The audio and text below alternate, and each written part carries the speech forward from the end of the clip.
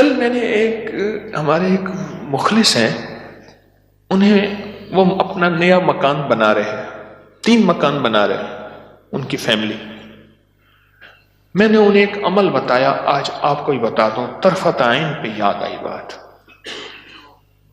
ذرا یہ عمل غور سے سنیے گا، ہر اس شخص کے لیے جو نیا مکان چاہتا ہے، نیا مکان بنا چکا ہے، نئے مکان میں رہ رہا ہے یا نیا مکان بنائے گا. میں نے کہا آپ نے نیا مکان بنایا ہے، ان قریب شفٹ ہونے والے ہیں، منتقل ہونے والے ہیں، اس کا کوئی حل بھی کیا؟ میں کہا سب سے پہلے اس نئے مکان میں 3 نقصانات ہیں، اور آپ نے ایک بات اکثر سنی ہوگی، ہمیں گھر راس نہیں آیا، مکان شفٹ کیا، یہ حادثہ، یہ واقعات، جانی نقصان، مالی نقصان، پریشانیاں، مشکلات، مسائل، ہمیں نہ لوگوں کی نظر کھا گئی، یا یہ فلاں فلاں، آپ نے سنا ہوگا. آج میں اس کا راز بتاتا ہوں، یہ ہمیشہ راز یاد رکھیے گا، اور میری یہ بات ضرور پھیلائیے گا، بتائیے گا، لوگوں کا نفع ہو جائے گا، بھلا ہو جائے گا. نیا مکان جب بھی بنتا ہے، اور جتنا خوبصورت ہوگا، جنات کو بڑا پسند آ جاتا ہے.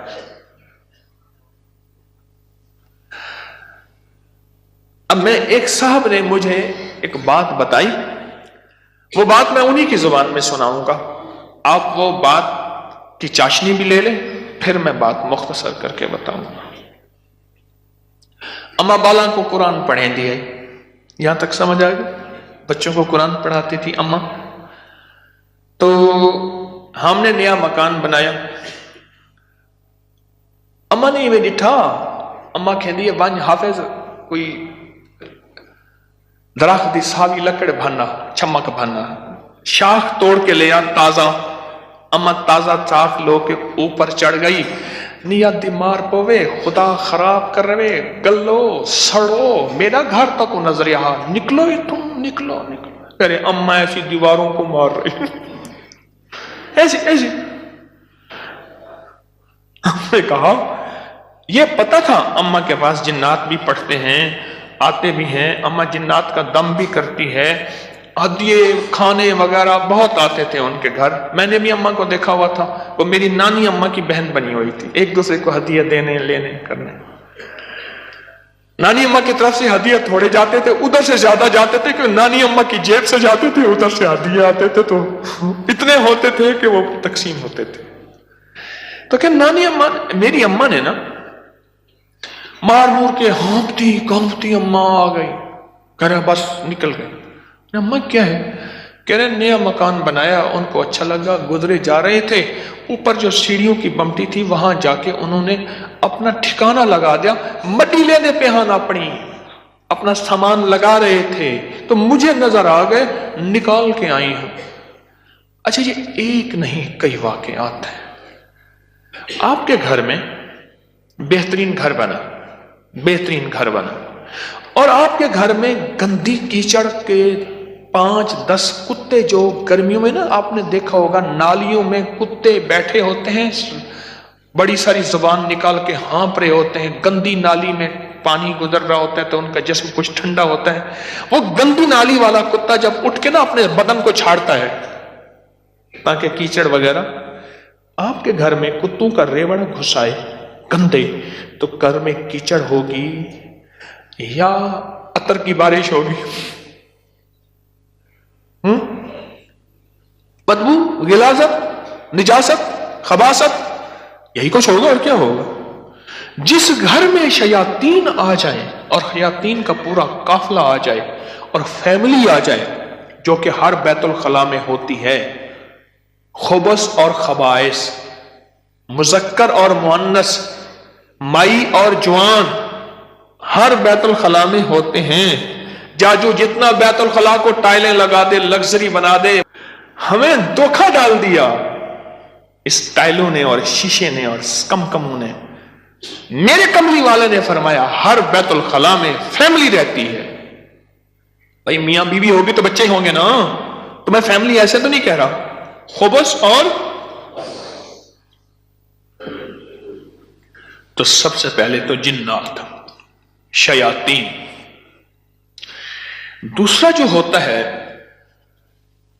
جو روگ لگتا ہے، دوسرا جو روگ لگتا ہے وہ خصوص مزدوروں اور لیبر کا روگ لگتا ہے. غور سے سنیے گا. کتابوں میں لکھا ہے اپنے دھوئیں سے اپنے پڑوسی کو تکلیف نہ دو. اگر تم نے کوئی مسالہ دار چیزیں، اسپائسی چیزیں، لذیذ چیزیں بنائی ہیں اور تمہارے پڑوسی کو یہ قدرت حاصل نہیں تو اس کو تکلیف نہ دو. پانی شوربے میں زیادہ ڈال دو، کچھ اس کو دے دو.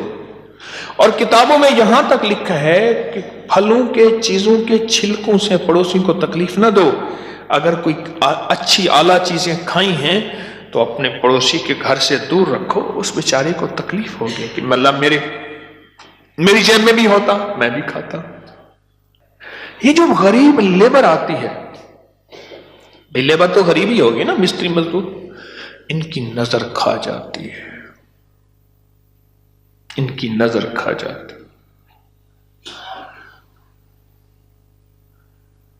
میں نے بکریاں رکھی، 8 بکریاں تو ذبح ہو گئی اور لیبر کھا گئی، 9ویں جو ہے آخر حرام ہو گئی، اور چھری کے نیچے بھی نہیں آئی. میں نے کہا نکالو یہاں سے بکریاں. 8 تو چھری کے نیچے آئی اور 9ویں جو ہے وہ خود حرام ہو گئی. اور تیسری اور آخری چیز، یہ میں آپ کو کہتا نا گھر راس نہیں آیا، یہ میرے پاس بہت واقعات آتے ہیں. اس کی نظر ہوتی ہے، لیبر کی ہوتی ہے. اور بعض بندے ایسے ہوتے ہیں، اب تو سائنس ایول آئی اور بیڈ آئی پہ جاؤ، میرا لفظ لکھو سوشل میڈیا پہ، نیٹ پہ، پتہ نہیں کہاں، فیس بک پہ، ایول آئی، بیڈ آئی. اب تو پوری دنیا کی سائنس نظر بد پہ پاگل ہو چکی ہے. پہلے کہتے تھے یہ ان کی قصے کہانیاں ہیں. ارے میرے کملی والے نے فرمایا، اور سائنس اس کی ریسرچ کو کہے سچ نہیں ہے تو ہو کیسے سکتا ہے؟ ہو کیسے سکتا ہے؟ حضرت علی کرم اللہ وجہہ کے فرامین بہت زیادہ نظر بد پہ، حسنین کریمین کے فرمان بہت زیادہ، آل رسول اصحاب رسول کے فرمان بہت زیادہ، واقعات بہت زیادہ، تجربات بہت زیادہ. اور تیسری اور آخری چیز انہیں میں نے بتائی کہ بعض اوقات ہم اپنے رزق حلال سے کسی سے سامان لیتے ہیں اور اس کا رزق مشکوک ہوتا ہے، اس نے کاروبار مشکوک رزق سے کیا ہوا ہے، اس سے میٹیریل لے رہے. غور سے سمجھے گا، باریک نقطہ ہے. ہم نے اس سے جو میٹیریل دیا وہ رزق مشکوک ہے اس کا. اس کی دلیل میں دیتا ہوں آپ کو. میں ایک بات کہا کرتا ہوں، آپ نے شاید سنی ہوگی کہ اگر میں محسوس کرتا ہوں میرا رزق مشکوک ہے تو اس مشکوک رزق سے کبھی روزے نہ رکھنا. میں آپ کو اکثر عرض کرتا ہوں کسی ایسے بندے سے جس کا رزق طیب طاہر حلال ہے اس سے ادھار لے لے، ٹھیک ہے؟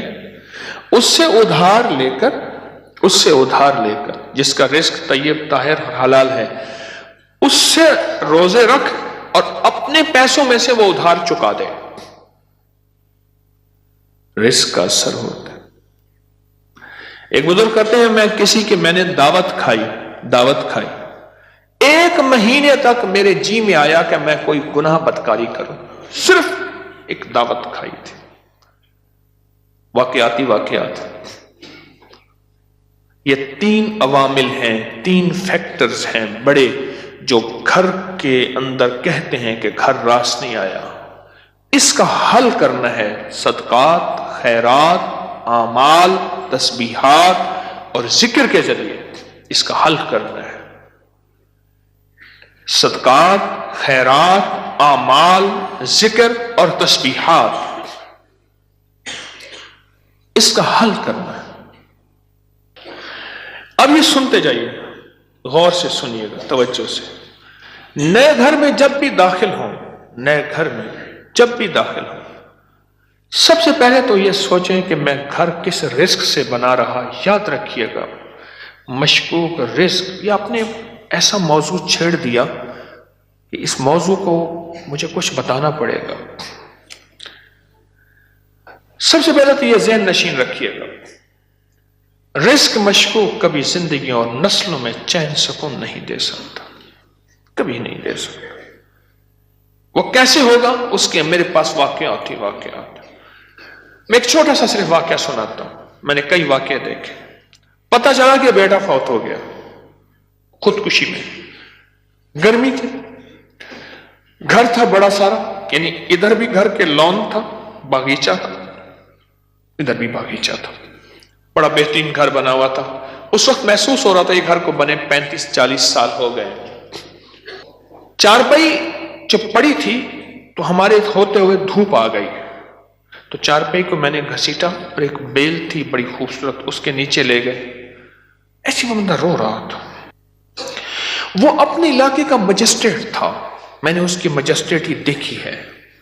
بٹھے والے کو حکم تھا کہ اتنی اینٹیں پہنچانی ہے ورنہ بٹھا کسی شکایت کی وجہ سے سیل ہو جائے گا۔ سیمنٹ والے کے ذمے تھے کہ اتنی سیمنٹ کی بوریاں پہنچانی ہے ورنہ تو 2 نمبر سیمنٹ بیچ رہا، تجھ پہ آبجیکشن لگ جائے گا۔ ریت والے، اینٹ والے، ہر میٹیریل والے کے ذمے تھا کہ تو نے پہنچانا ہے۔